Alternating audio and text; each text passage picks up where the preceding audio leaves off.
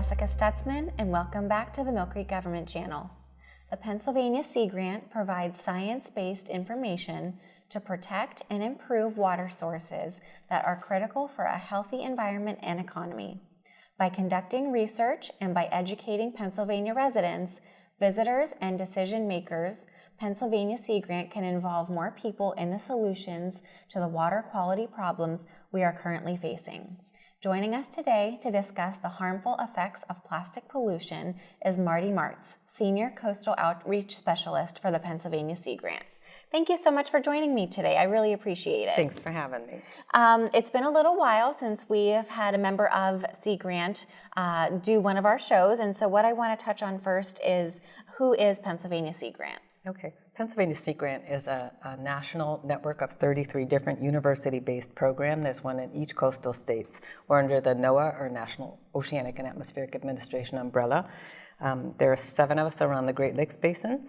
And in Pennsylvania, we are a collaboration between the Commonwealth of Pennsylvania, Penn State University, and NOAA. I have been with them since 2005, working on many different issues, including marine debris, microplastics, and plastic pollution, and I think that's why you invited me here today. Yes, and where are your offices held? We have offices at the Talmadge Environmental Center and also in Harrisburg. I'm sure that's really helpful being at the Tom Ridge Center because it's a nice network of all the environmental organizations in the area. Agreed, yep. That's good partnership opportunities and everybody's, Exactly. right behind you. Right. So, again, we were just talking about plastic pollution and microplastics. What is the difference between marine debris, microplastics, and plastic pollution? Okay. Marine debris is anything that's created by humans that ends up in the water, a marine or freshwater environment. It doesn't belong there. So it could be litter, it could be fishing gear of all different shapes and sizes, and it could be up to like an abandoned vessel, so large, medium, and small. Microplastics are small, very small pieces of plastic, about 5 millimeters or so, about the size of a sesame seed. And these are found in water, soil, and air. They come from larger items of plastic that have been broken down due to photodegradation, so the impact of the sun. If you have had plastic lawn chairs in your yard, they're good for a couple years and then they start cracking. That's usually due to photodegradation or wave action or other processes. And then plastic pollution is just that. It's plastic that ends up in the environment rather than being properly disposed of. Marty, I know that you are, and I can tell that you're so passionate about this problem. How did you become involved in this issue? Well, back in 2014, I participated in a workshop in Chicago that was finalizing NOAA's Great Lakes Land-Based Marine Debris Action Program. It's a action plan, which is a big mouthful, but what it really did was pull together agencies, non-government organizations, universities, and citizens from across the Great Lakes Basin to develop a strategic action plan for 5 years to deal with these issues in the Great Lakes. And though it's called marine debris, it's also freshwater, a freshwater issue. So I would say the last 5 years, really, this issue has gained a lot of traction. If someone would have said to me 5 years ago, do you want to skip the straw? I would have looked at them like, what are you talking about? But now that really is a conversation that people have, at least people I know, on a pretty regular basis. As part of that conversation, I learned about microbeads. So those are little spheres of plastic that end up in personal care products. And they are there to exfoliate skin. But what we didn't realize was after people used them, they washed down the drain and end up in the water. And that was becoming evident around the world that there were so millions, billions of these pieces of plastic ending up in the water. Those were banned in 2017 in the United States. And that the conversation just continues from there. I started doing the International Coastal Cleanup with teachers and students that I work with. And I tuned into research and conversations on this topic from around the world because it really is a worldwide issue. Plastic pollution is found everywhere. I think it resonated with me specifically because, unlike a lot of the environmental topics that we hear about, this is one that I could see that I was part of the problem, but I could also be part of the solution just by switching my behavior. I agree with you. I did not know for a very long time that my face washes contained microbeads of plastic. I found out about the issue and I thought, there's no way what I'm using could have microbeads in it.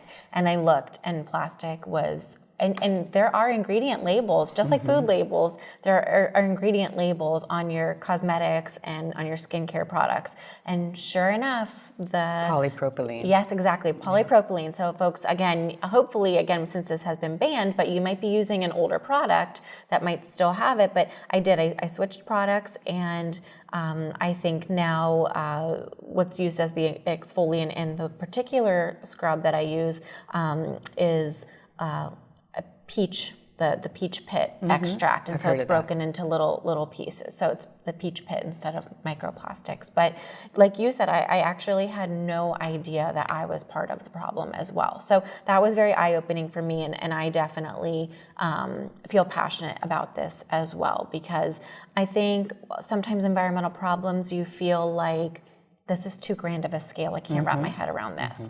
And when, again, we're going to show some photos, but when you see the concrete evidence and when you see marine mammals, who have ingested these microplastics and they really do add up, it's very clear. It's very easy to understand.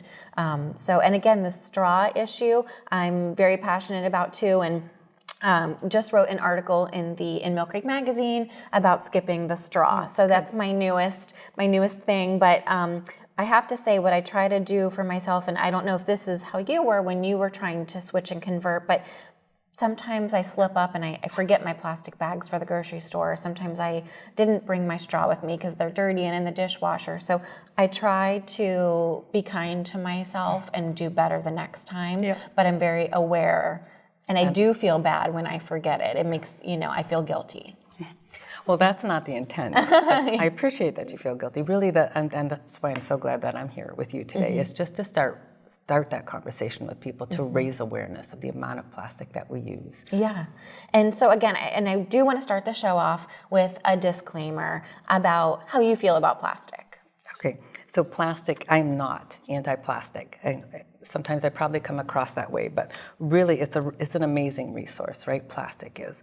It's lightweight, durable, moldable, easily personalized. Like if you saw a plastic Coke bottle or a Tide container without the label, you would still know what it was, right? So it's a really good marketing tool.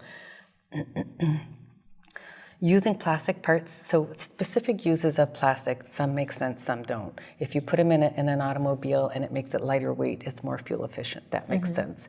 If you put it into vinyl siding on the side of a house, there's several different reasons why that makes sense. In appliances, it makes them quieter, lighter, so that makes sense to me too. So plastic is very useful. I don't want to come across as anti-plastic. I really just would like to have people start to think about where plastic makes sense and where it doesn't. So here's one simple activity that I read about that might be useful. If people wake up in the morning, like say you get up tomorrow morning, you're going to count every piece of plastic you come in contact with once from the beginning of your day. So my day might look like this, your day might look like this. Toothbrush, plastic. Toothpaste tube, plastic. Comb, plastic. If you use K-cups, plastic. If you're wrapping your lunch or your child's lunch in saran wrap, also plastic. If I'm walking my dog, the leash is probably some form of synthetic fiber or plastic. My car steering wheel, plastic. My laptop keyboard, plastic. So plastic is really pervasive. And in many of those situations, it's okay. It's just time for us to start thinking about what makes sense and what doesn't. Really, plastic is ubiquitous in our lives. That's just how it is and has been since it became online, so to speak, in the 40s. And I think coming full circle, we need to make sure that if we're using that particular piece of plastic, we're disposing of it properly as well. And that might not mean that it's recyclable, because not all plastic is recyclable, but you also don't want it being littered or disposed of improperly either. Right. So some of the plastic pluses, it's lightweight, it's durability. They become minuses when plastic ends up in the environment. It tends to blow around, it gets washed downstream, and though it breaks down into smaller and smaller pieces, it doesn't decompose. So it's with us in some form. It's also resource intensive. In 2018, we hosted a plastic pollution solution, one small change exhibit at the Tonbridge Environmental Center, and that was a group of folks in the building collaborating on this exhibit. We had a speaker in October. His name was Jay Sinha. He's a chemist, an attorney, and an author who started an online company that showcases plastic alternatives called Life Without Plastic. I don't know if you've ever checked out their website. No, I haven't. You definitely should. He shared the story of a plastic bag as part of his presentation. And another thing I hadn't really ever thought of was they are so resource intensive. So first there's extraction, and since they're petroleum based, they're coming from things that were laid down 350 million years ago, and it takes a while to get there and get them out, right? Mm-hmm. And then there's purification and production. So that raw resource is taken back to a manufacturing facility, and it's colored and shaped and stretched and put on a roll and cut and all those things that happen to it to make it into what we want to use it as.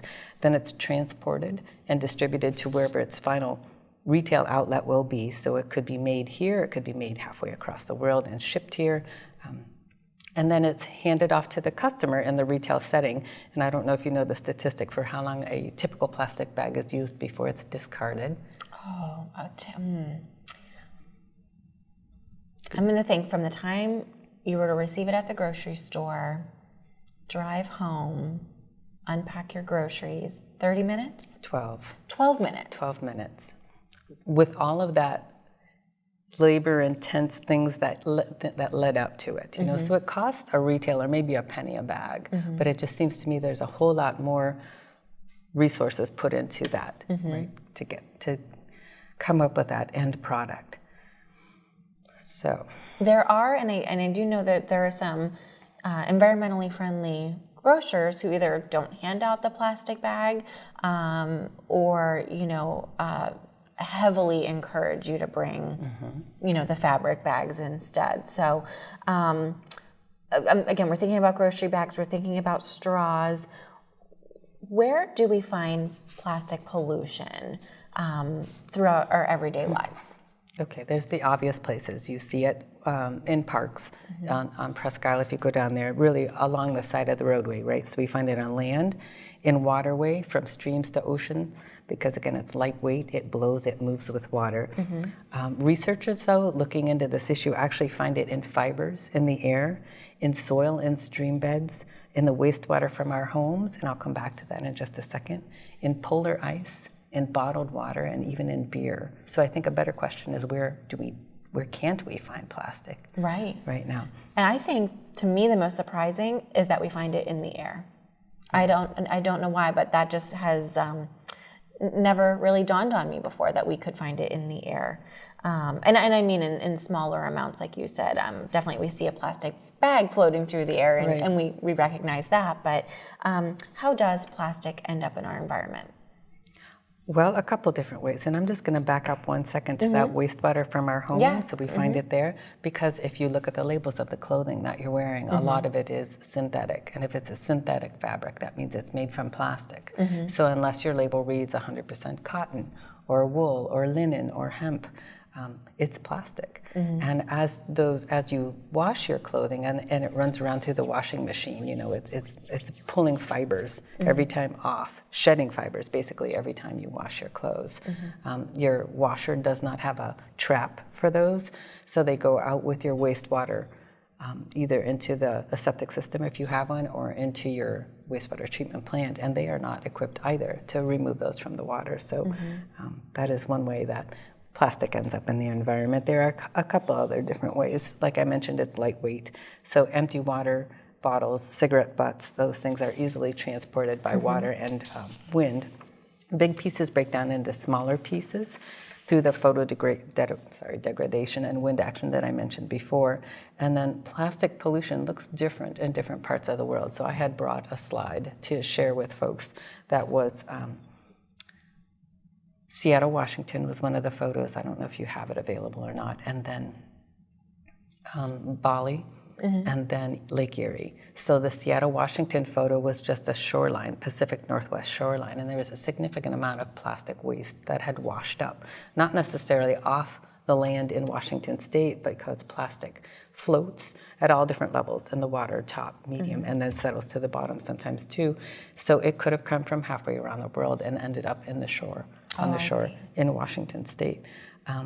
Bali, so the Southeast Asian countries are they're dealing with really large amounts of plastic pollution, mainly because their trash removal systems are not as robust as ours are. So we capture a lot of that trash, not all of it by any means, but they have a lot fewer resources dedicated towards properly disposing of things, so it ends up in the environment all the time.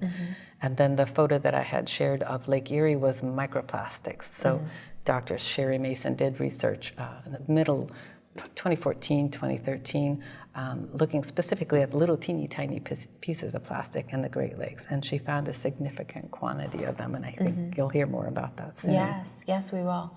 I was just wondering, again, talking about other countries around the world, is there a current that moves in the ocean that creates floating islands of plastic? Is that real? Those are stories that they talk about, and yes, there are. So there are many, many different types of ocean currents. There are even currents in the Great Lakes, and yes, they do tend to push it all towards the middle, for example, of the Pacific Ocean. They call it the Great Pacific Garbage Patch, but it's not really solid or dense enough to stand on or anything. It's just a giant amount of debris floating at multiple levels in the water. Has that, and I don't know if you know this information, but has there ever been an attempt to clean that up or remove that?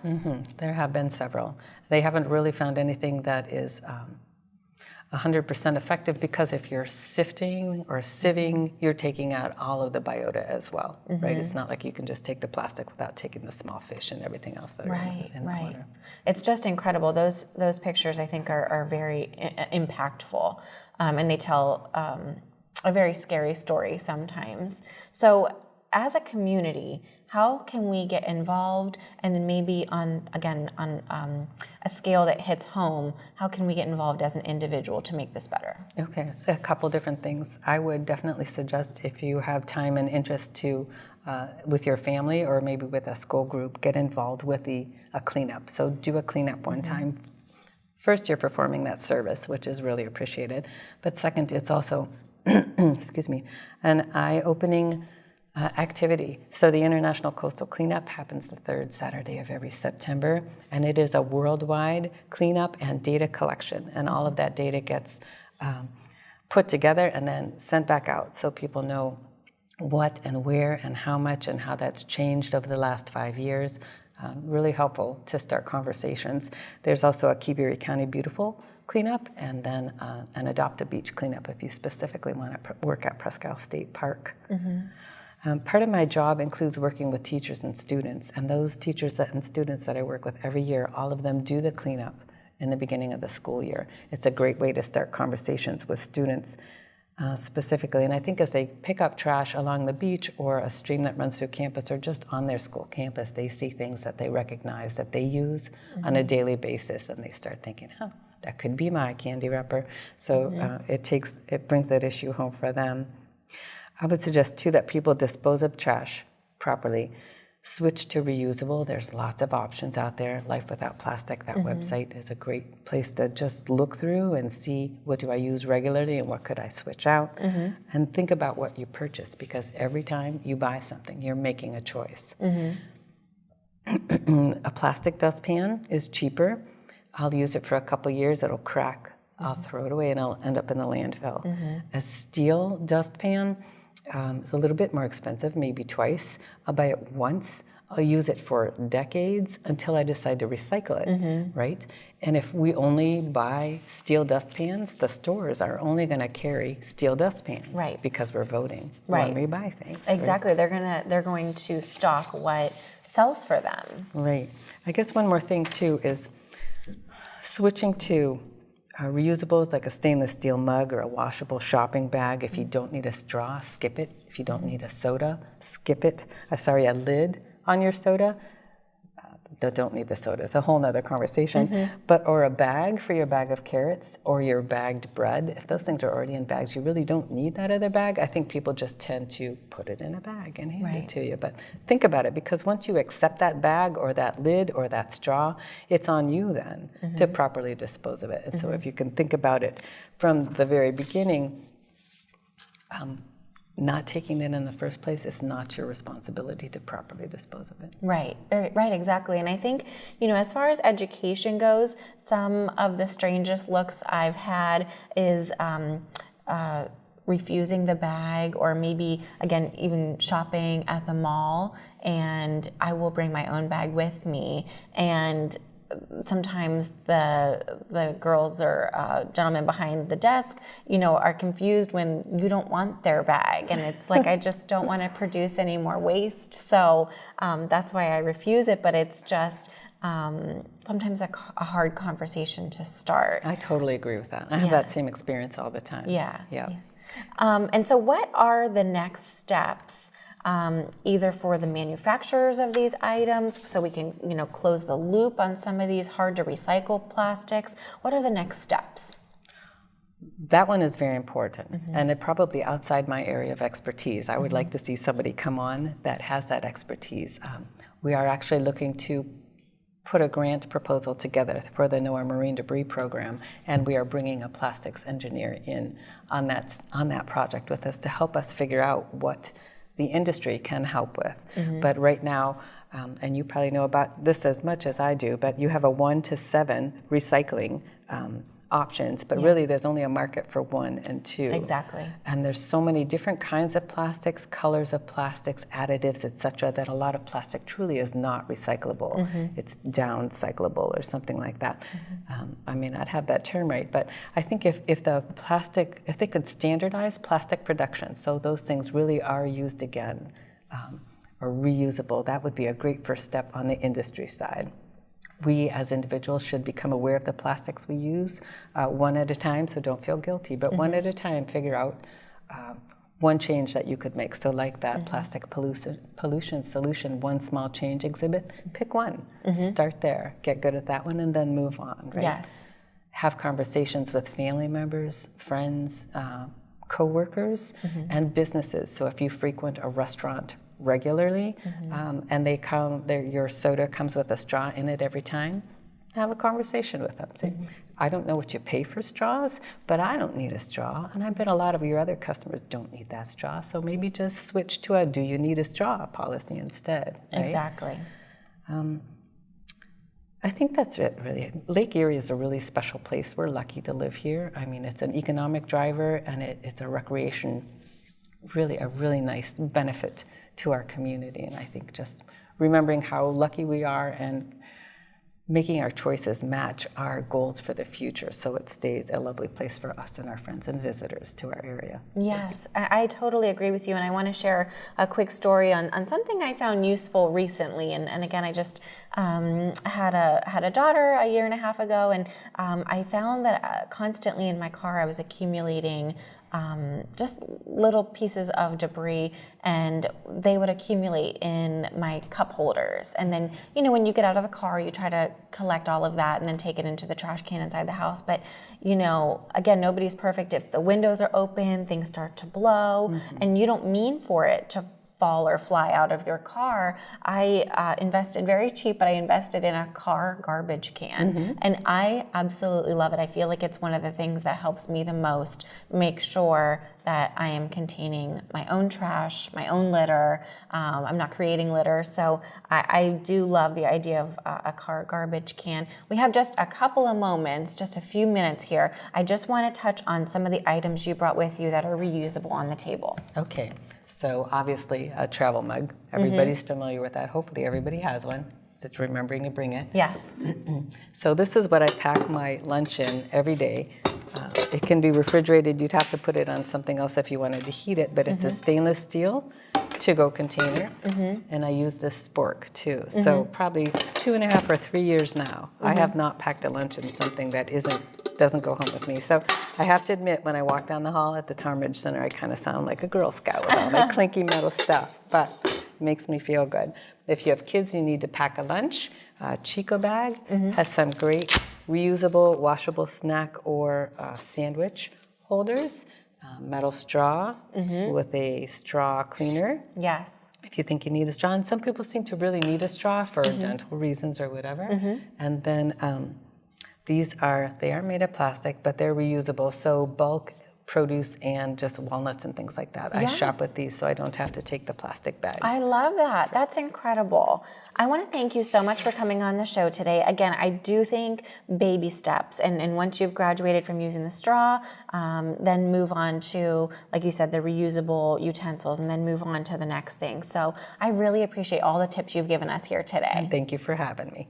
Folks, we have learned so much here with Pennsylvania Sea Grant. I am very, very passionate about preventing plastic pollution and preventing microplastics from getting into our waterways. I want to encourage you to check out the Pennsylvania Sea Grant website, and everything that Sea Grant has to offer is very important and very informative and educational. So I'm so glad they were on the show with us here today, and I do hope you check out their information. I want to thank you for tuning in to the Millcreek Government Channel, and until next time, have a great day.